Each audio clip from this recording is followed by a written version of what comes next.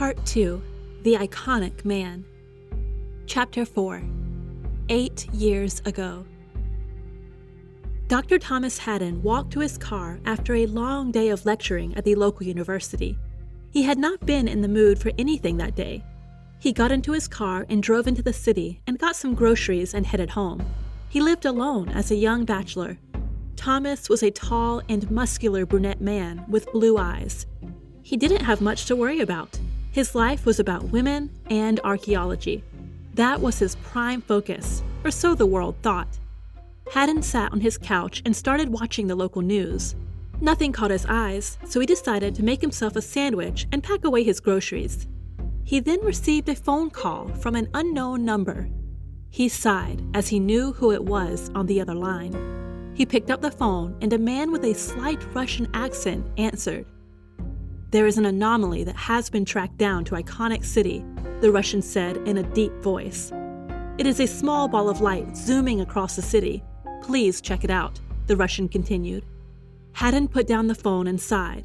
He then made his way upstairs. In the present day, Nicole and Elaine discussed the vampire. "A vampire?" Elaine asked with skepticism.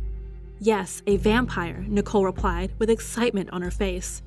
"With fangs and stuff?" Elaine asked, still in disbelief.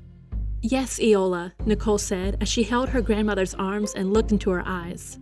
"Excuse my skepticism, but isn't that a bit out there?" Elaine said as she rolled her eyes. "Out there? Really?" Nicole answered with a smile as she implied the irony of Elaine not believing in vampire robbers. "What?" Elaine exclaimed. After everything you've seen these past years, and considering what I can do, you draw the line at vampire robbers?" Nicole asked as she smirked. "I know, it's just ridiculous," Elaine said as she walked past Nicole. Nicole laughed and stood up as she made herself a sandwich. Elaine had always been slow to believe in the supernatural. Even after years of seeing all sorts of unbelievable things, she could not be swayed every time something else came along. Maybe it was her way of keeping her life simple, which is something she cherished. It also helped to keep Nicole down to earth. Elaine sat down and watched her granddaughter with awe and delight. This was the happiest she had seen Nicole in a long time. Nicole seemed happy and at peace. Nicole took the sandwich up to her room where she would do her homework as she ate. After an hour of work, Nicole suddenly felt a chill go through her body. An eerie feeling filled her body. She last felt this feeling when she had her nightmare. She then heard vague muttering in her head. It was the same voice she had heard in her dreams. Nicole closed her eyes and tried to get rid of the voice. The voice then slowly disappeared as she opened her eyes. She looked out the window. It was the afternoon and still light out, but she could see the moon in full. She blinked her eyes and looked again. The moon was gone. She was uneasy, but she put that uneasiness aside. She continued to write her homework. When she was finally finished, she put away her books and walked out of the house to view the sunset. It was one of her favorite things to do. She still couldn't shake the feeling of what she had heard and the strange voice in her head, but this didn't stop her from enjoying the sunset. After watching the sunset, she walked back into the house to help Elaine with dinner. While they were cooking, there was a knock on the door.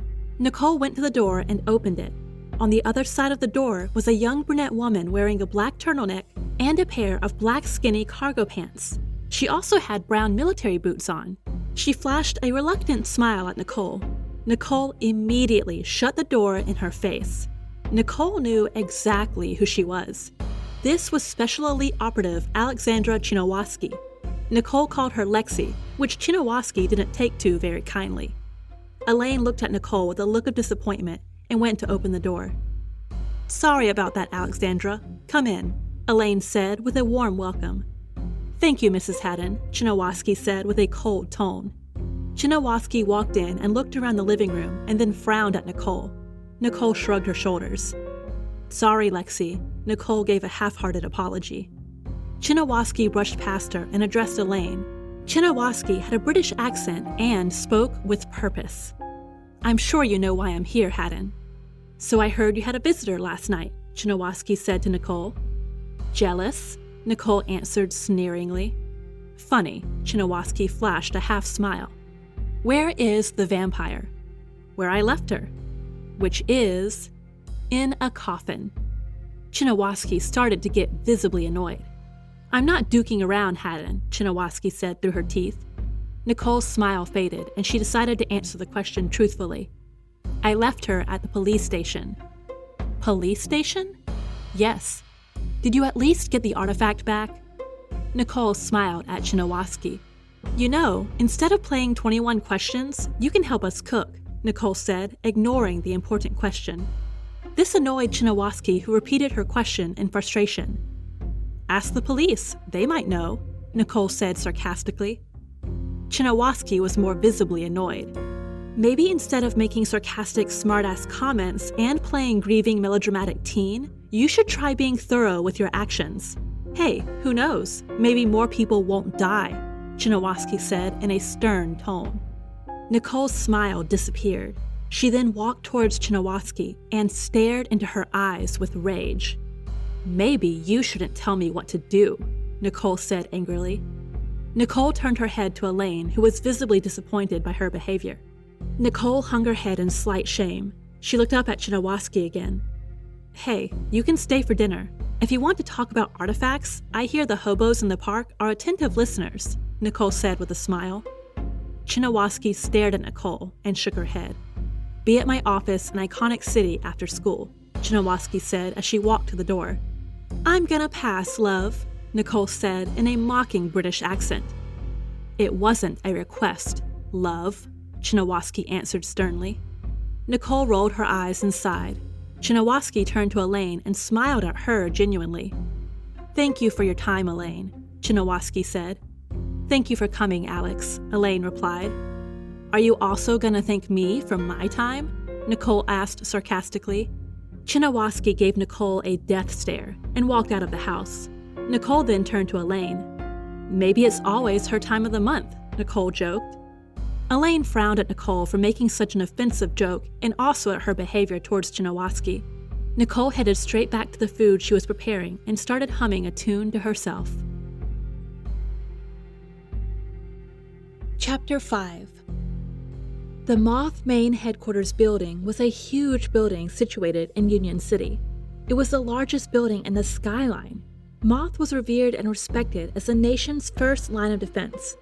What was the Moth? Well, it was the nation's national security agency. MOTH stood for Military Operations and Tactical Headquarters. With a name like that, it was very obvious that there were a lot of secrets hiding there. The agency's operatives ran in different divisions that dealt with a multitude of functions, from your standard clandestine ops to a division that dealt with matters of occult. The agency also had a ranking system. All of its operatives were ranked by a number system. The system ranked all the agency's operatives from 1 to 500. The top 10 operatives were held in very high esteem. The top position was the most coveted. Even more coveted was the designation of Special Elite Operative. Not even securing a spot on the top 10 meant you would reach this rank. This rank was for a few special operatives who had served for a long time and had done something so significant for the agency that they were held in high esteem. There were only 7 people in the whole agency that held that position. All of them were over the age of 40. All of them had served for 20 plus years. All of them had led their own teams and held the rank of captain. The agency had different designations that came with experience and certain skills and acts. The lowest you could be was a junior operative. This lasted for 5 years. After 5 years, you would become a senior operative. After that, you could get commendation badges for exemplary service, then gain the rank of captain. After that, you would get to lead your own team. After that, you would either lead a division, or, if you continued to be exemplary, you would get the coveted designation of Special Elite Operative. With all of this background, the exception to this rule seemed to be SEO Chinawaski. Chinawaski was only 26. All the steps that lead to SEO status would usually take decades to accomplish. An operative could only join training camp at 18 for a year. By the time they were 19, they would join the organization. By the time they were 23, they would have graduated to senior operative. It would take 2 to 4 years, depending on how great the agent was, to reach the rank of captain. Then it would take more years to do enough to be recognized by the top brass. Already, the math did not add up for Chinawaski. For this reason, Nicole did not trust the young operative. They had a brief history that was mostly negative interactions. Despite all of that, Nicole knew that Chinawaski was one of the good guys. So, after school, Nicole made her way to Union City. Nicole took the Spark train that took 2 hours to reach Union City. With a car, it would have taken someone 18 hours to get to Union City from Iconic City. With her ability, a few seconds. When she arrived in Union City, she made her way to Moth. Nicole walked into the agency and flashed her ID. She was immediately let in. Normal citizens were not allowed access to the building. Even if they had reason to be there, they would have to go through a long process to prove they were invited, and that they did not pose a threat to the agency. Nicole and a few others were an exception to this rule. For Nicole, it was because of her gift and a long history with the agency. She made her way straight to the top of the building, where Chinawaski's office was situated. The secretary of the floor let Nicole know that Chinawaski was out. Nicole knew that Chinawaski was probably waiting at the Iconic City office. Nicole was counting on that. Nicole waited outside Chinawaski's office for 30 minutes, as if she didn't know she was not around. It was all a show for the cameras. Before she could leave, Chinawaski arrived. Chinawaski ignored Nicole and opened her office door. She then gestured for Nicole to enter. Chinawaski entered after Nicole reluctantly walked in.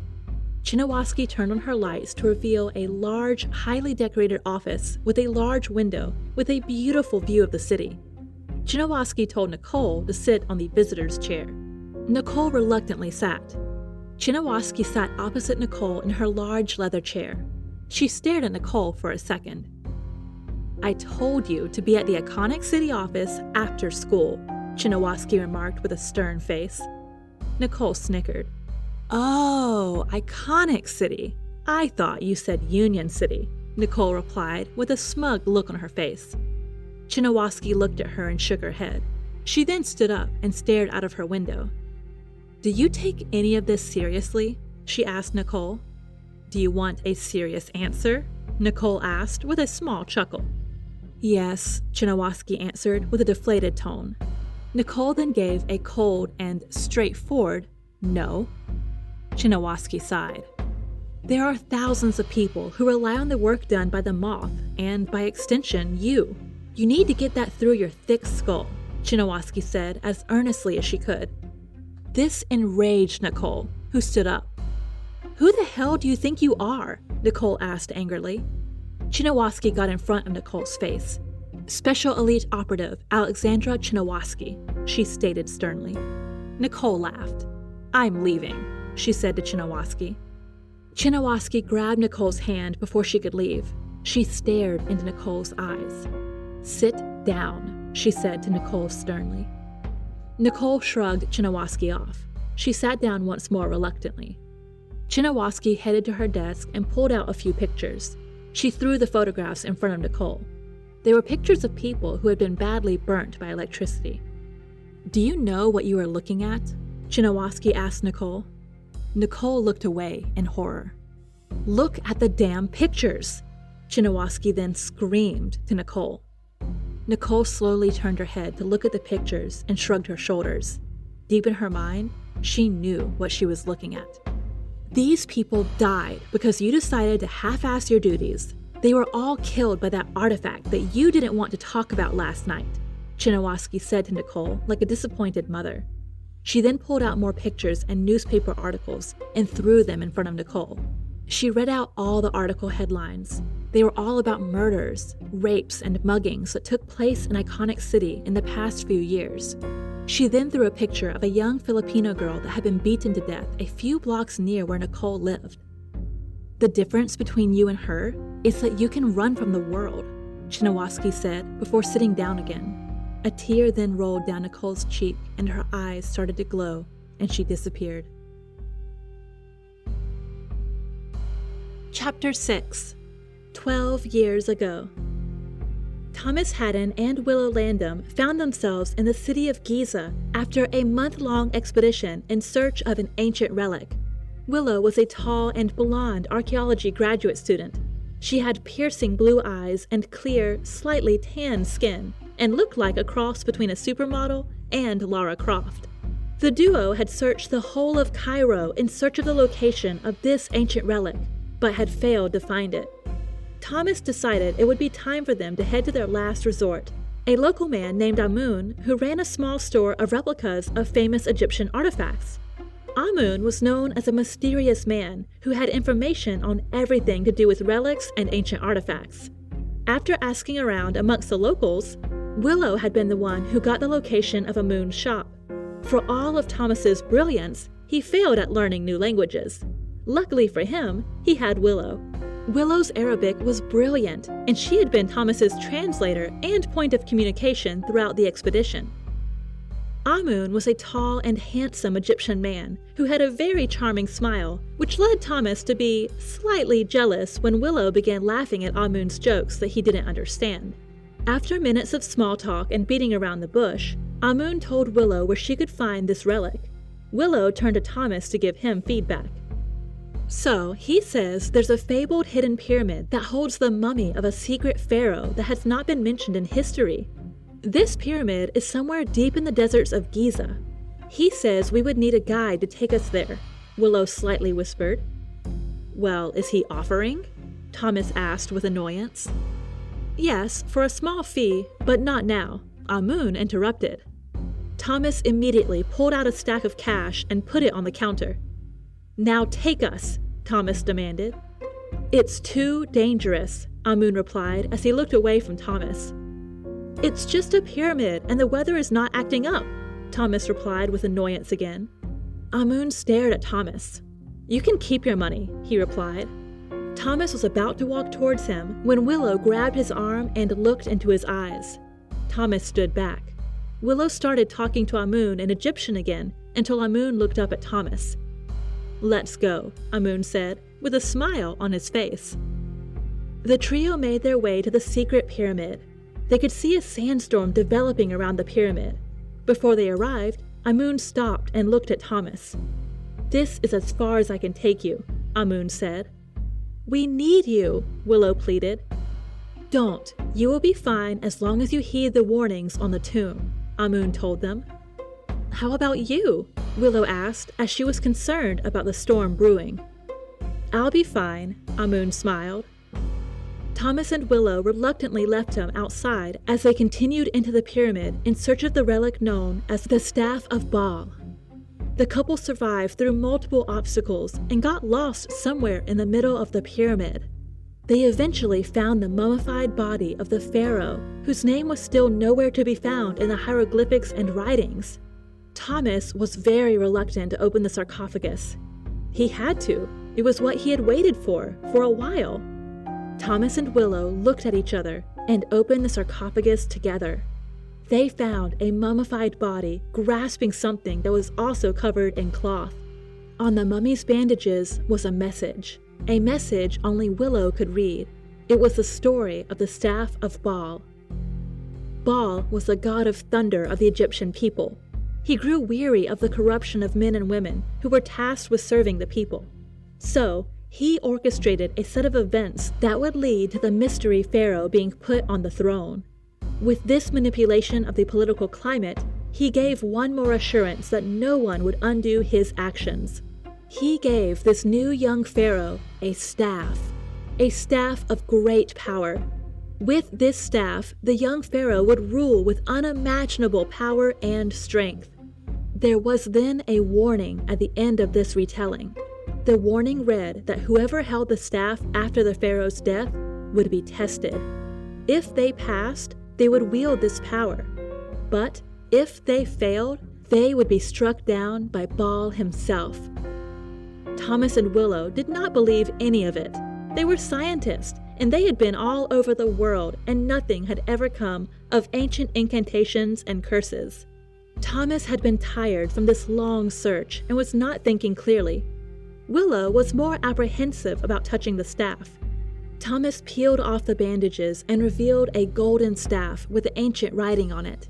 The staff was enchanting and bewildering to them. They had never seen anything quite like it.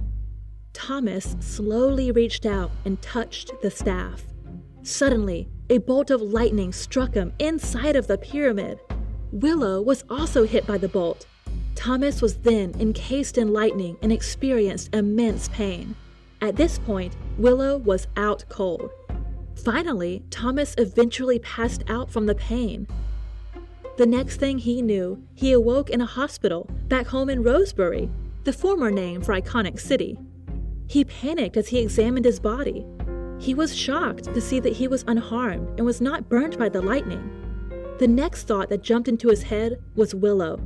The doctor barged in and tried to get him to relax. Thomas frantically asked for Willow.